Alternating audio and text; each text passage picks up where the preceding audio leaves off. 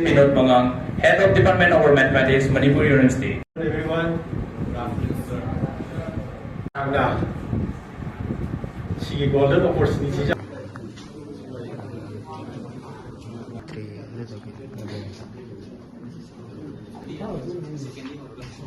Hayamba, Doctor, for your I welcome our. Mỗi lần đi qua cùng chỗ bây giờ tôi sẽ có sự giao lưu là cái gì đó. Tôi cả, ai có vấn đề gì cái participatory thì mọi người cái gì, mọi người là cái collaboration là mọi người mỗi mà thế là cái một problem solve được.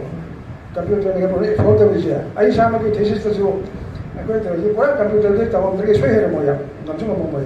Bởi vì mathematics exposure KMC November 3 dagi na 5 fo bang thok do basi kogi manipur gi mi 40 gatang khallaga pangthok sabani masi ge sengba AMD aikoina angang sing sida karmain tawga nurture program sigi matang talent oiba program pi na bai training ol kogi NPSM na sponsor tawga pangthok sawa manipur sida olympiad ki idea karmain puthok da ge haib sigi oiba aikogi game makalamani haina thamjage makha tabasu koi masi continuous oina makha tawtharakini koi manipur mathematics society ga department of mathematics ga ullaga sponsor to program masi koi na masi center all manipur kumata senapati dagi thobal dagi kaksing dagi bisnupur dagi GPU men ko dagi my center ma'am se ma kai ko mini ku khalaga manipur kumagi ton biskun dagi tawga pangthok saba kemni masi yam chawba manipur mathematics ki idea ama bibu ngamgani haibesi ki thajaba ko loina ikoina tawga kemasi sinjabani masi mai pakwa to ko institution dagi aisar mohali dagi